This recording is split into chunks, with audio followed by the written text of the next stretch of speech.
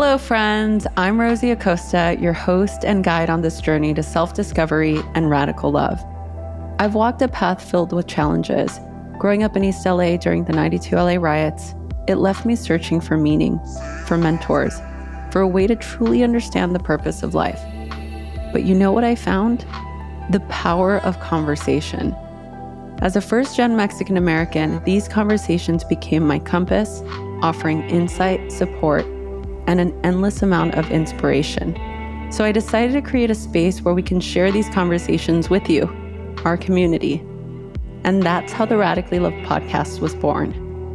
Join me as we dive into topics like mindfulness, spirituality, self-love, and the keys to overall healthy living. I'm joined by my dear friend, fellow author, producer, and teacher, Tessa Tovar. Hi, I'm Tessa, and I'm grateful to be part of this community because it teaches me so much about what it means to be human. Ever since I was a little one, I was always asking my dad the deeper questions in life. Why are we here? What happens when we are gone? What is the purpose of life? I love this show because I get to ask the questions that cut right to the meaning of life.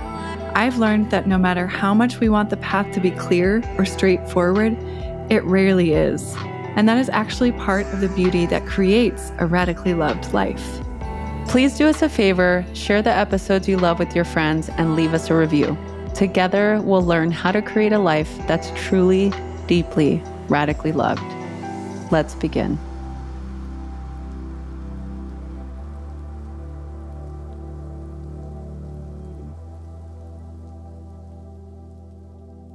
Hello, everyone. Welcome to the Radically Love podcast. This is Tessa here today. I'm your host, and we are having a very special guest on the show today, Nicole Vignola, who is a neuroscientist, and she's got a new book out. It's called Rewire, Your Neuro Toolkit for Everyday Life.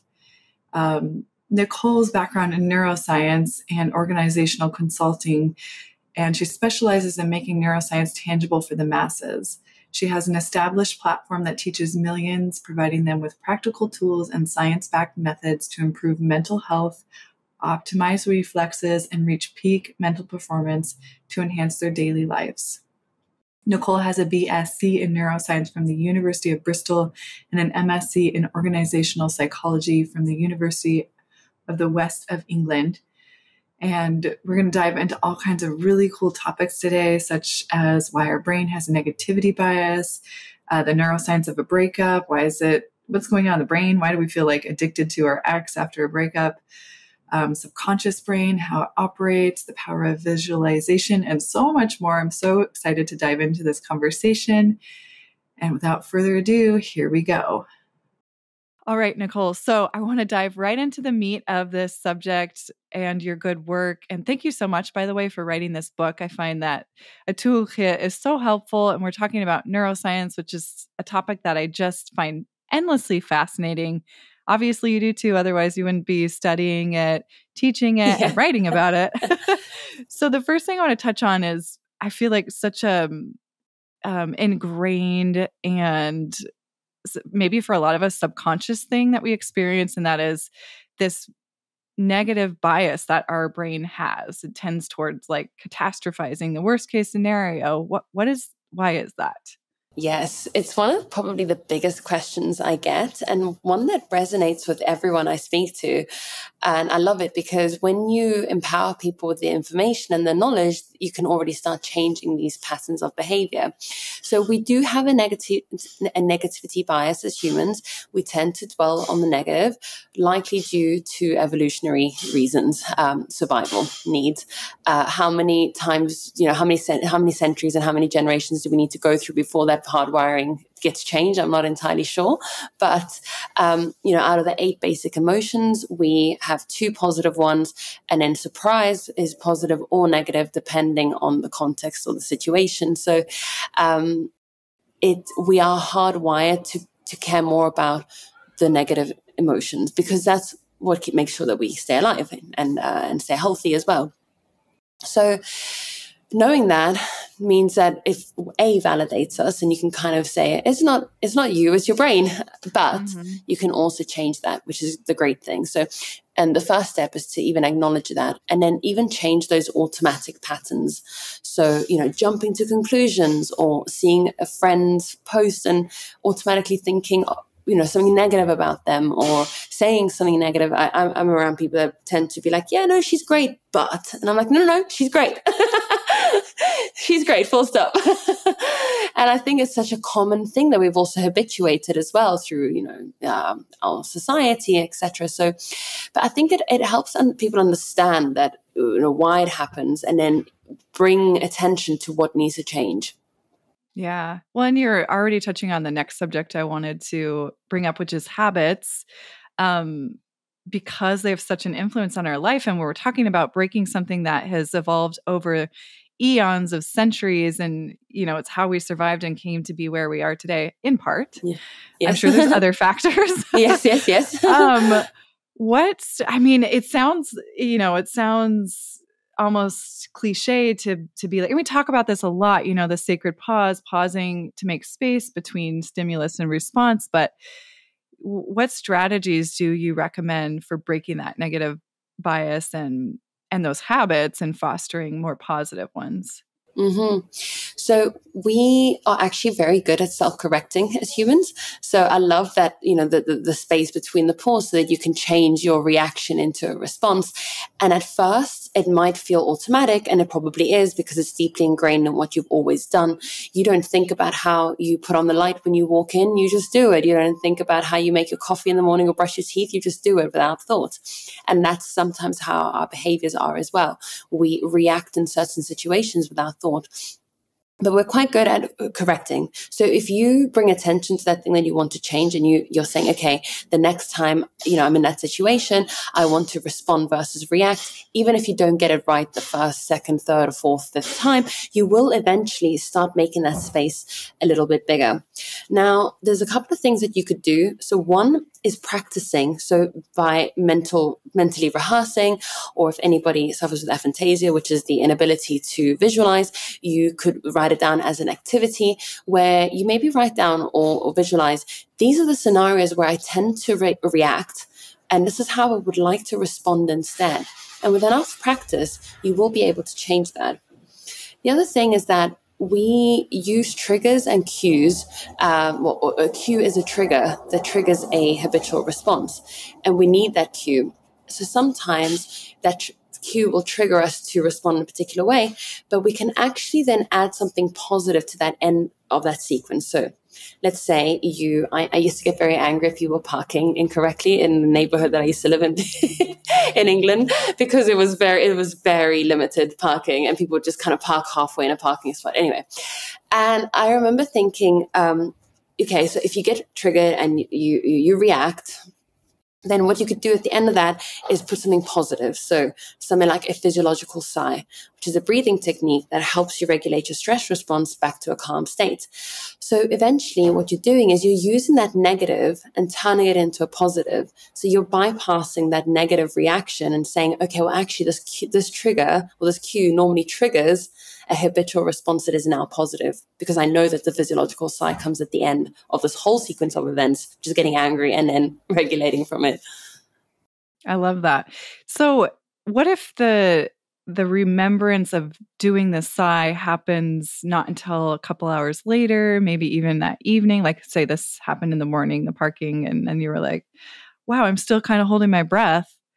Is there like a recommended time frame in which to? I'm assuming the sooner the better. Yes, but the sooner the better. But if you're thinking about it in the day, then you're already ingraining that in your neuronal network, in your capacity for what you think about during the day. It's better than not thinking about it at all. So practice it. And then, as I said, like, we do have a really good way of self-correcting. We need to give our brains a little bit more credit, because they're actually more capable of making positive habitual changes. And I think we sometimes give them credit for talking about brains as if they're like this third person that doesn't exist within us. But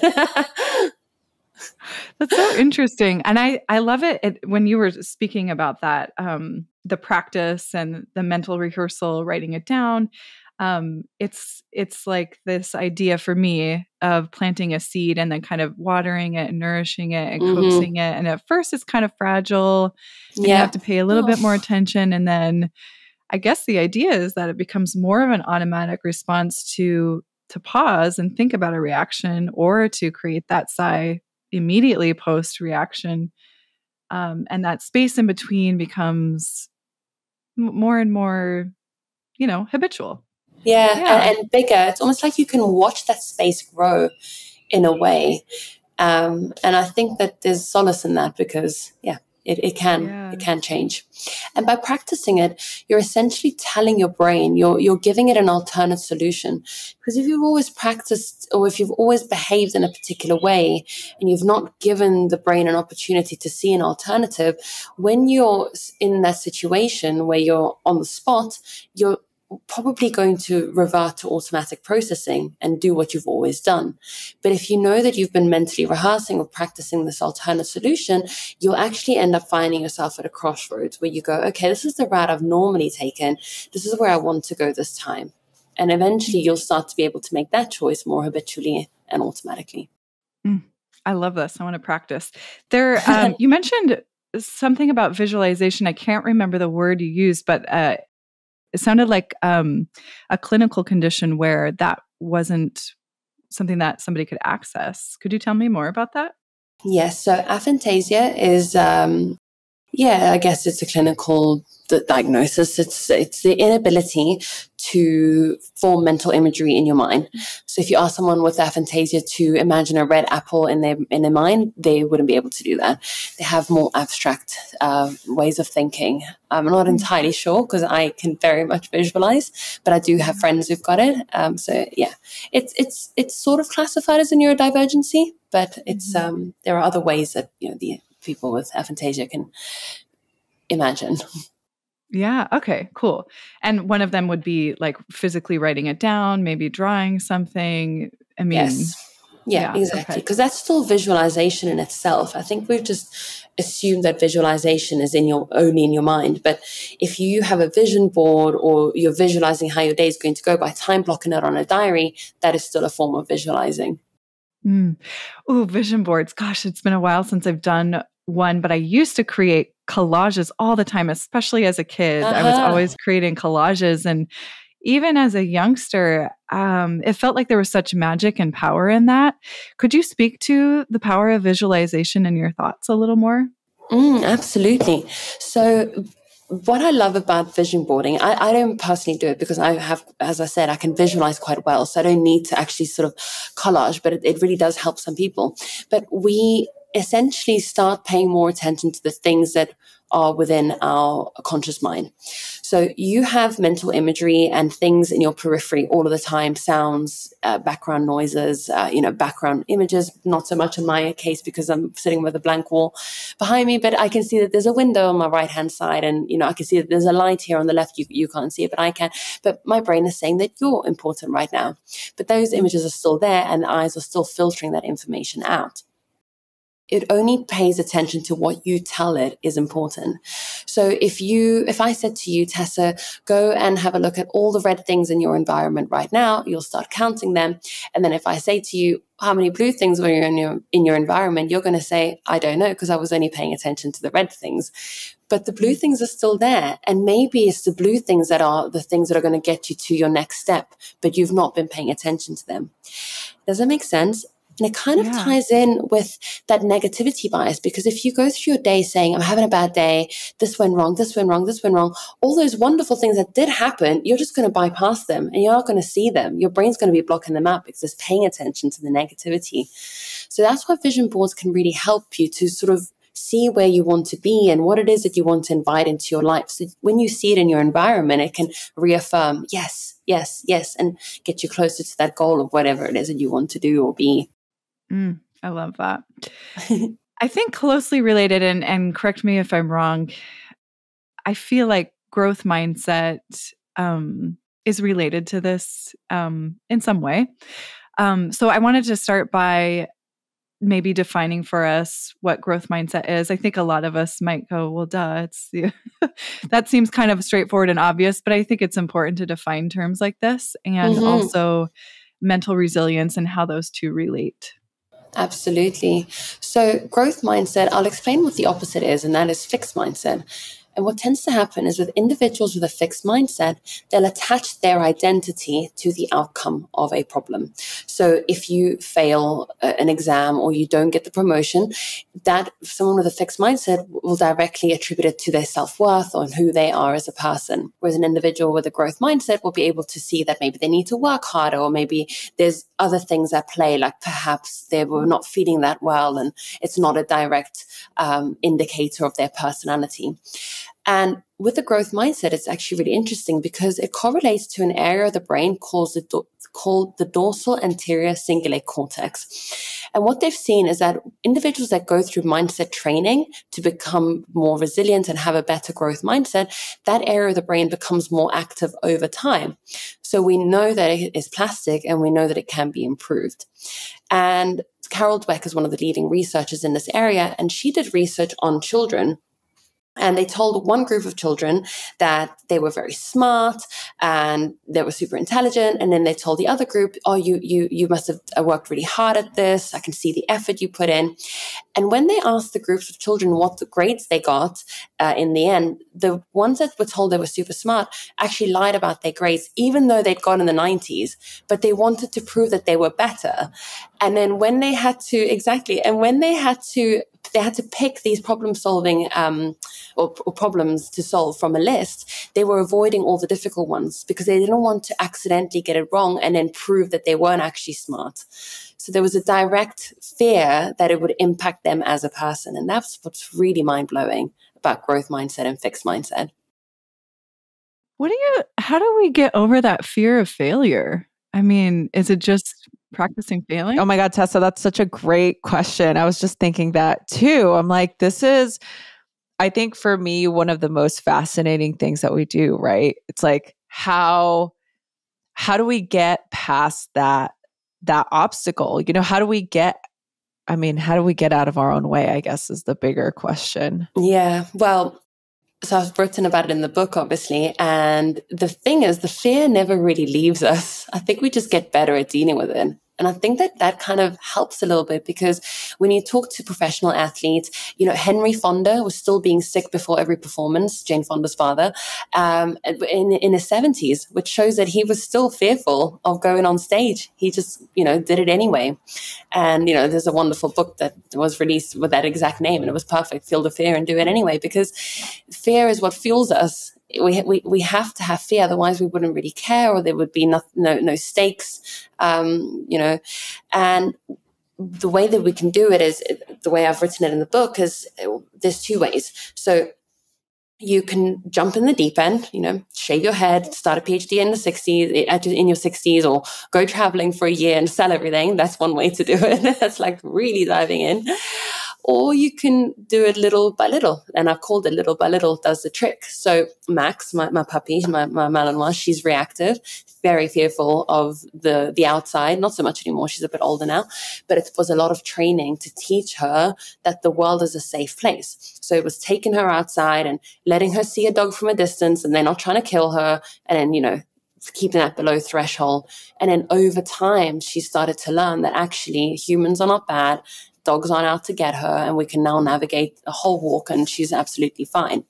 And that's similar to how we are as humans. We need evidence that whatever we're going through isn't actually damaging for us. And then we need to conquer it and see the evidence that we can conquer it. And that's how we slowly gain more confidence. And the thing is, we gain confidence in places where we don't have any. You know, the first time you do a public speaking event, you've never done it before. So you have to just do it. And then over time, it just becomes part of, you know, what you do. I love that so much. And I know even for as long as I've done this, you know, podcasting is more of a familiar place. And obviously, as we get more familiar with doing something, it's more comfortable and you feel more confident as you continue to increase that level of discomfort, right? Because it can be uncomfortable to do something that you're not used to doing. Yeah. Right. I have a question about, you know, like the way that we're I'm not a parent, but like the way that a lot of friends of mine are raising their kids, it's very much focused on avoiding that fear and avoiding that conflict. So when I see, some of my friends hold their child back from experiencing that discomfort, all I think is, what's this child going to be like when they're an adult? Are they going to be fearful of taking chances? Are they going to want to just stay within the confines of whatever their life is? So I'm curious what your take is on what's happening with that. Absolutely. And one of the things I wrote about in the book is the continuum theory, where there's a Venezuelan tribe, it's called the Yaquena tribe. And for the first 18 months, they don't put down their baby. So the baby learns through body language what is right and what is wrong. So when the mother leans over into the pot, she pulls the baby away, and the baby learns that that's hot and shouldn't go near it. I love what you're saying. So this Venezuelan tribe holds on to their children until 18 months? Yes, and they don't put them down. 18 months. And that's and apparently sleeping. Apparently, if they need to go to the bathroom, they will get up, pick up the child, take it with them. Oh. Now, we learn through observational knowledge what our parents do. And for example, again, I was talking to you about Max, who's reactive. When I see a dog, I don't pull her away and I'm like, oh my God. And I'm like, okay, let's say a prayer and we're going in. Because if I pull her away, she's going to learn that dogs should be feared. And if someone comes near her, or if dogs, and this is like, maybe a reactive dog owner will not like what I'm about to say, but when dogs off-lead come and run up to us, I don't get angry. I'm like, hey, it's like, oh, your dog's really sweet. Can you please take her? And I'll actually take the dog and escort it back instead of going, oh my God, take your dog back, and get angry. And I know it's really frustrating. I know I like off-leash people that don't have control of their dogs are the most annoying. But what my point that I'm trying to prove is that if Max sees me yelling at somebody about their dog, she doesn't like people and she doesn't like dogs. I'm teaching her that they're not good people, that these people are not good. And so it is with children. So we absorb everything through our childhood, how the world works, the rules of where we fit in it, and the observational knowledge from our parents. So we can learn how to get to school by just watching our parents taking us. And you don't really have to teach a child that. You just end up knowing it after a few years. But you also pick up on those behaviors of shielding them from the outcome, talking badly about other people, talking badly about yourself. So it's really important to sort of really assess. I'm not a parent, but I have a niece. My sister and I have these conversations all the time about what she's absorbing through just watching.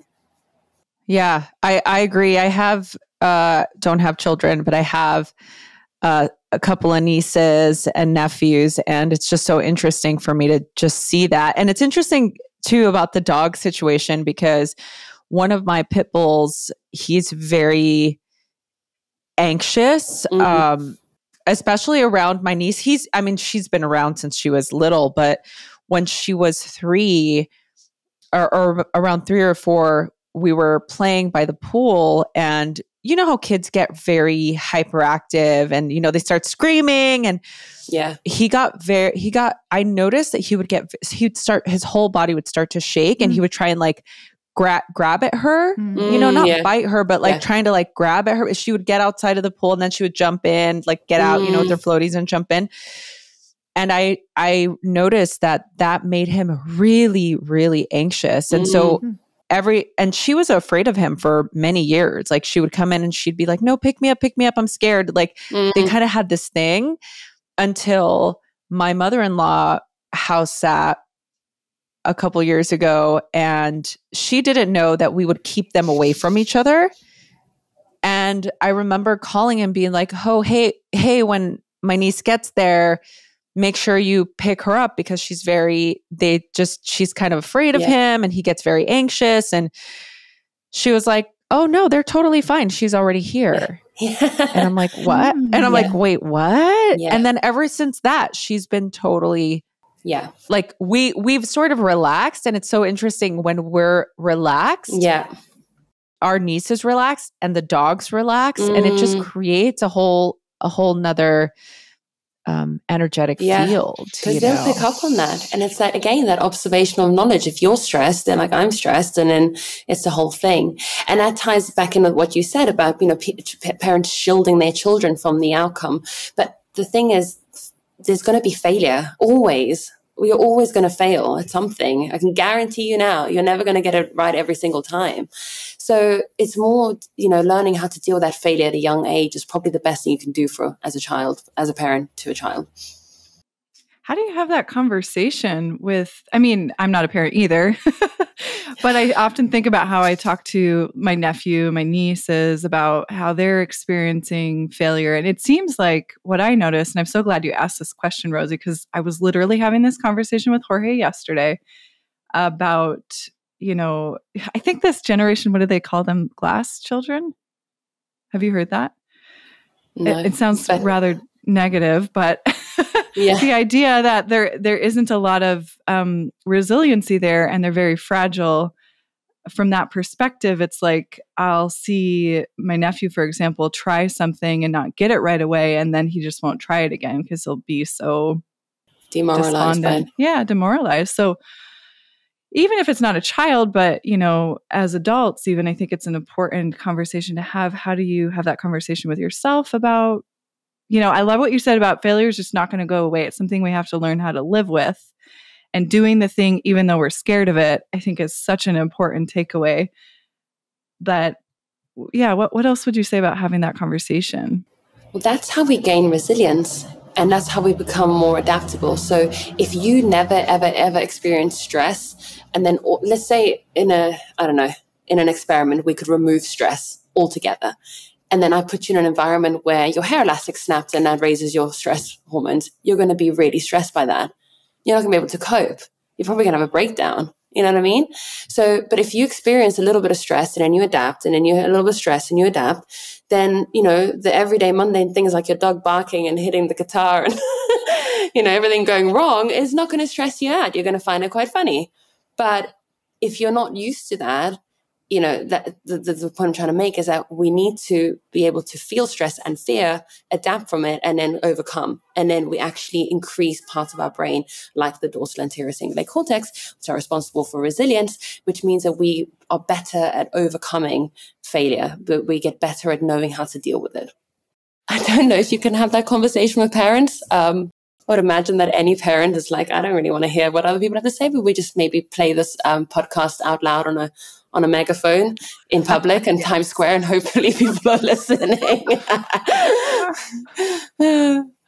I think that it's such an important conversation, but I also just love to learn about the science of how rewiring your brain actually works. And I think for me, I understand it more in the terms of mindfulness and habit building, and how that starts to create, these new neurological pathways in your mind, so that you can, continue to, create rituals that are helpful for you. Yeah. What's that Jim Rohn quote that says, discipline weighs ounces, regret weighs tons? Right. Yes. And so I'm curious for you, like, a lot of people that listen to this podcast, are either, into wellness, or they're learning about wellness. Maybe they're into meditation. Maybe they just started learning about meditation. What role do you think mindfulness plays into the rewiring of your brain from a neuroscientist perspective? Absolutely. I just want to backtrack a little bit, because I thought of something that the way that I explain resilience and failure and all of that is, so just to backtrack a little bit, is if your brain is a database of information and you are a piece of machinery that's upgrading software all the time, and you experience failure, your brain is going to be able to have that piece of information so that in future knows what to do or what not to do to get to that outcome again. So it's just like data entry point, really, if you think about it. So you're just programming this piece of machinery with more data and saying, okay, well, that failed. Let's not do that again. But you're upgrading the software every time, because the brain doesn't really know the difference between right and wrong. It's just data entry. It's just input of information. And the more information that you have, the more things you experience, the more experience you have, right? And I love that, actually. So, but back to your question about mindfulness, the fundamental aspect to changing or to making a plastic change is attention. And attention is mindfulness. Mindfulness is being mindful of everything you do, taking a pause. One of my biggest things that I'm trying to do is to stop eating on the go, or stop eating whilst I'm like kind of doing something else, and just sit there. And my partner will like sit down and he'll thank his food. I mean, he's not religious, but he believes in Mother Nature. So he thanks his food every time. And I'm like, that's such a wonderful thing to do, to actually pay attention that an animal had to die for this, or so a farmer had to plant these plants and raise them for you. I don't know if you raise plants, but grow plants. So it's and that forms part of this whole like being attentive in everything you do. And when you're paying attention, that's where you make plastic changes.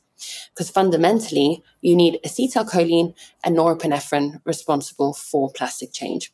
What that means is that if you experience a wonderful experience, like you're at a concert, your favorite song comes on, and I don't know, your partner asks you to marry him, you're going to remember that forever and never, amen, right? You're never going to forget that, unless it goes Pete Tong, but I think you probably would remember that anyway.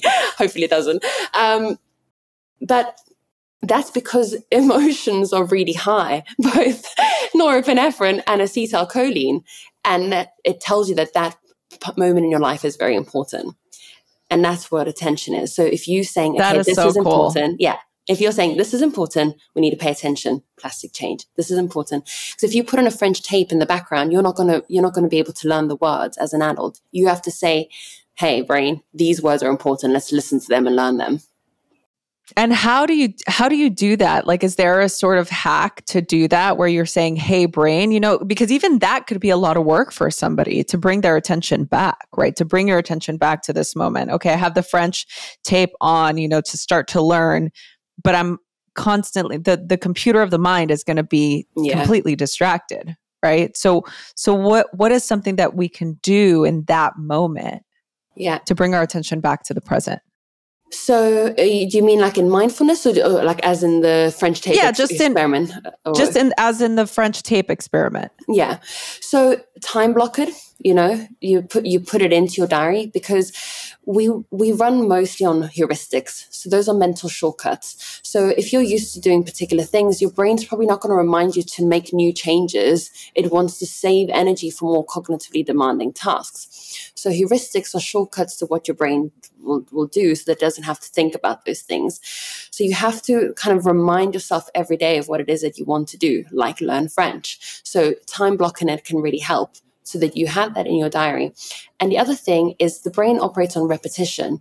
So a lot of people will think, oh, well, I don't have an hour a day to commit to French, so actually it's useless. I'm not going to even do it. But even just 5 minutes every day is better than nothing. And one thing that really stuck with me is someone made a post, and I can't remember who it was. They said something like, if you scroll for an hour a day instead of working on your goals, how good are you going to be at scrolling in 5 years' time? How good are you going to be at picking up your phone and scrolling through social media and getting lost in that loop versus playing the guitar or speaking French? What a powerful visualization. I know. I'm really good at scrolling. I'll tell you what. We all are. I have like compulsive notification checker. Yes. Oh, I'm with you, Nicole, on that one. Yeah. I was curious to add on to that. As I sit here sipping my matcha, if you've done any research about the effect as well on focus, and you mentioned time blocking in terms of, let's say, the time of day where your attention might be more focused, or the effects of focusing in conjunction with something like caffeine, or even in conjunction with something like alcohol or any other substance. Caffeine and L-theanine actually have very good research around them, because caffeine gives you that boost and L-theanine takes that anxiety edge off. So they normally have really good kind of like quote unquote nootropic to help you get into like a flow state. But in terms of times of day, generally speaking, I know that there are, chronotypes, night owls, morning people, but the first 8 hours of your day, regardless of when you wake up, I wake up at 7. I used to wake up at 6, but now that I'm taking a break from the book, so I'm like just waking up at 7. But it's 6 o'clock makes it easier for me. If I get up at 6, from 6 till 2, you have the highest levels of norepinephrine and dopamine to your sleep schedule. So if you wake up at 10 a.m., it'll be from 10 a.m. to 4 p.m. 6 p.m. because my maths is really bad. Now you're putting me on the spot. My maths is shocking. I redid my maths when I was 25 to get into university because I basically flunked high school and I still got a B. I was like, I really tried. But anyway. You know what? Don't feel bad because that's been my biggest vice too. And I just went back to college. I went back to university? I went back to uni. Yeah. I went back to uni. And I for some reason I had to take a math class, and I'll tell you, it was one of my biggest struggles, I have to say. Yeah. It gives me anxiety. So the first 8 hours of your day, for me, it's 6 till 2 p.m. That's when you have high levels of norepinephrine, high levels of dopamine. So you're more likely to engage in activities that are harder to adopt. So if you want to adopt a running habit, you're more likely to adopt it in the first 8 hours of your day. So it doesn't have to be a morning thing. It could be at 12 o'clock or 1 o'clock. Thereafter, you're more serotonergic because serotonin is the precursor to melatonin, and melatonin puts you to sleep. So serotonergic evenings is why you can feel more emotional at night. You can feel like maybe doing something slower and softer is better. Now, I said something like meditation, and the internet ate me alive because they were like, meditation is not easy. And I was like, no. But compared to running, if you're not a runner, it is more physically demanding, as in taking a lot more energy from your system than running, than meditation. So you can sort of find the habits that you want to adopt and slot them in according to your circadian rhythm. And then the last 8 hours, so the third phase of the night, is sleep. And that is where you consolidate all of your memories. And fundamentally, the most important part of habit adoption, because if you don't consolidate the new information you just acquired, the information is fragmented in your brain. You then make it solid when you sleep. And if you don't sleep well, you're essentially it's like bits of information get lost. So interesting. I love this. Nicole, I'm sure I'm speaking for both Rosie and I when I say we could sit here and chat with you all day. You have so much information to share. And I'm just so grateful that your work is out into the world. And congrats on your book. Thank you. I said it in the intro, but I'm going to say it again. Rewire Your Neuro Toolkit for Everyday Life. I'm imagining you can pick it up wherever books are sold. Everywhere and anywhere. Yeah. Awesome. Yeah. And where is best to go? Where do you like to connect with people? How can people find your work? On Instagram. That's the only account that I'm really active on. Awesome. Make sure that is it Nicole Vignola? It's Nicole. Yes, Nicole Vignola. You'll find that it's actually Nicole's Neuroscience, but if you type my name, it will come up. So okay. Yes. We'll make sure that gets into the show notes. And I just want to ask one final question. We typically ask, at the end of the Radically Love podcast, what is it that you radically love? How do you feel radically loved? But we've been kind of changing it, changing direction a little bit. And I'm going to piggyback on that direction change that Rosie's been adding. And that is to think back on, or to look at yourself from that 15-year-old lens and think about, as a 15-year-old, knowing what you know now about neuroscience and all of this amazing body of work, what advice would you give yourself to that 15-year-old self? Wow. 15-year-old self was in a dark place. My father died, unfortunately, when I was young, but no, that's fine. It's a good question. It's a very good question. I think to stop caring so much about what people think. When you're that age, you just put way too much emphasis on other people and you build your self-worth on what you're getting from them. But they don't know themselves either. So we're all just, little kind of people bobbing in the world and all just trying to validate each other and ourselves through each other. But I think, finding a way to radically love yourself and the things that are important, knowledge and information. That was the question, right? 15-year-old me. Yes. Yes. I know I kind of weaved two questions and then just asked you one. But the namesake of the podcast is Radically Loved. And that's why we would typically ask, how do you feel radically loved? And what do you radically love? But I also love, the looking back on your 15-year-old self and like for you being in such a challenging time in your life, Yeah. I think it's so interesting to think about. I mean, I still struggle with that answer that you gave yourself. Don't care about what people think so much. I mean, I still struggle with that today. Yeah. Yes. And I think it's something that maybe we'll fundamentally always struggle with. Like I've been having a bit of a change on my Instagram where I'm shifting to video content. And I think my followers are not really used to that. So the engagement is very low. And I keep having to have these conversations with myself, like your worth is not dictated by the numbers. Your worth is not dictated by what people are saying, doing, liking. And I think that it's probably the hardest thing to kind of hack.